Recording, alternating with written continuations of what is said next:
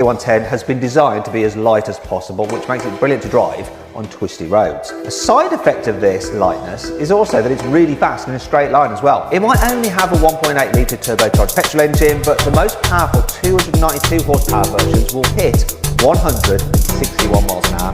That's not bad for a dinky little coupe. The next car on my list is the Renault Megane RS Trophy R. This hardcore hot hatch is super light. It doesn't even have any back seats, and it gets 300 horsepower from its 1.8 litre turbocharged petrol engine, which incidentally is the same engine that you have in the Alpine. In this car though, the top speed is 163 miles an hour, which is pretty impressive really for a hot hatch. The Megane RS isn't the only stripped out hatchback that's fast in a straight line, because the next car on my list is the GT. This also comes with a load of fresh air where its back seat will be, helps reduce weight, and it's powered by a 306 horsepower 2 litre turbocharged petrol engine, which helps it reach 164 miles an hour. That makes it the fastest Mini ever created. The Kia Stinger is a bit of an underdog. Most people probably buy something like an Audi S5 Sportback instead, but you should check out the Stinger if you're interested in top speed, because the 3.3 litre turbocharged V6 GTS model can do 167 miles an hour. That's 12 miles an hour more than the Audi S5 Sportback can manage, because that car is limited to 155 miles an hour. Not so the Kia. Two cars share the next spot on my list. They're the new Volkswagen Golf R and the Lexus LC500. So that's a 2 litre 4-cylinder German hot hatch and a Japanese GT car with a 5 litre naturally aspirated V8. Different. Anyhow, their top speed is the same, 168 miles an hour. The thing is, the Golf R comes with a 155 mile an hour speed limiter as standard, and you have to pay an extra £2,000 for the R Performance Pack to get rid of that speed limiter. The Range Rover Sport is a big luxury SUV, but it really ships when you cram a massive 5 litre supercharged V8 underneath the bonnet. In fact, 575 horsepower SVR model is the fastest car Land Rover makes. They'll do a whopping 176 miles an hour, although that's only on the road. Just because it's a Range Rover doesn't mean that you can drive 176 miles an hour across the 5 tip. It might damage the inside of the car. The next car on my list is another massive 4x4, although this one is more a yeehaw than multi-litre. So the Jeep follows the same recipe as the Range Rover Sport SVR, which means it's got a massive V8 up front that's supercharged, and in one of this Jeep has 6.2 litres. The result? A top speed of 180 miles an hour, which is 4 miles an hour more than the Range Rover. Next up is the Lotus Evora GT410. It's got a supercharged 3.5 litre V6, and it makes, as the name suggests, 410 horsepower. The Evora is also pretty light. It weighs in at less than 1.4 tonnes. As a result, it can reach 186 miles an hour. Turns out a little bit of power goes a very long way to a car's relatively light. Competition versions of the BMW M8 Coupe and the Grand Coupe both come with a bonkers 4.4 litre twin-turbo V8 with 625 horsepower, but they'll both run out of puff at 165 miles an hour because BMW promised them with a speed limit. It's like they're holding the car's top speed hostage. If you hand over a £2,095 ransom, you get the M Driver's Pack. Now, this will allow your M8 to go all the way up to 100. The next two cars on my list both come with twin-turbo V6 engines, but that's where the similarities end. One is a new Honda NSX. This is a 581 horsepower hybrid supercar with a 3.5 litre twin-turbo V6, 3 electric motors and 4-wheel drive. The other car is the Alfa Romeo Portfolio, which is a more old-school style performance saloon. Its 2.9 litre turbocharged V6 makes 510 horsepower and it drives the rear wheels only.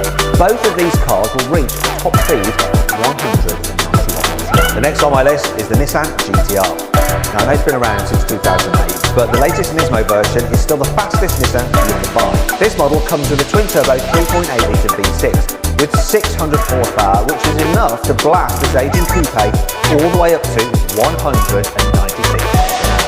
That's faster than any other Japanese car on sale.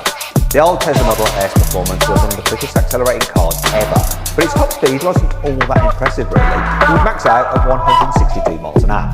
But the new Model S Plaid and Plaid Plus are much faster.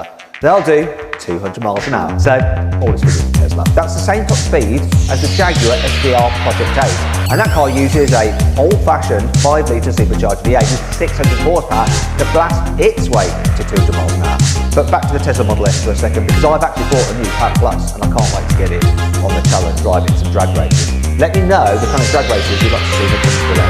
Traditional sports cars tend to have their engines mounted in the front, driving the rear wheels, like the AMG GT Black Series with its 730 horsepower twin-turbo 4-litre V8. But more modern-style sports cars are usually smaller, lighter, and have their engines in the middle, like the Maserati MC20, which has a 630 horsepower twin-turbo 3-litre V6. But even though these cars are quite different, they both reach the same 202 mile an hour top speed, although they'll probably behave quite differently when you approach a corner. The new Porsche 911 Turbo S is one of the quickest cars I've ever driven. It will destroy pretty much any supercar in a drag race thanks to its 650 horsepower twin-turbo 3.8-litre black-six engine and all-wheel drive. But it's not just quick off the line, it's also seriously fast. It'll hit 205 miles an hour, but there is another car that will match its top speed. It's the Audi R8 V10 Performance with its 620 horsepower naturally aspirated 5.2-litre V10. Sure, the R8 can't keep up with the turbo off the line, but eventually it all things back and it tops out 205 miles an hour. Most cars that can do more than 200 miles an hour are stripped out supercars, but what if you want to go that fast in a lap of luxury? Well, you're going to want a Bentley Continental GT. Now this hefty coupe has a 635 horsepower 6-litre W12 engine and it's capable of a 207 mile an hour top speed. And what's even more amazing is that the Bentley Spur W12 has exactly the same top speed, and that's even bigger and heavier. I bet you didn't think the Bentley Limo would be faster than the rest of it. The next place on my list is shared by 4 different cars. First up is the Aston Martin DBS Superleggera. This monster has a twin-turbo 5.2-litre V12 with 715 horsepower, so it's a bit tricky to launch. But once you get it going, it will max out at an incredible 211 miles an hour. That's the same top speed you get from the Ferrari F8 Tributo and the Ferrari SF90 and the Ferrari A12 Superfast. Apparently, Ferrari just likes the number 211. The new Ford GT is the fastest Ford. It has top speed 260 miles. And that's pretty amazing when you consider it only has a 3.5-litre V6, although it does have some turbo problems to it, so it makes a massive 669 horsepower. Who says there's no good thing? It's making sense. Third place on my list goes to the Lamborghini Aventador SVJ. This crazy 6.5-litre V12 supercar with its 770 horsepower naturally aspirated engine is super extreme.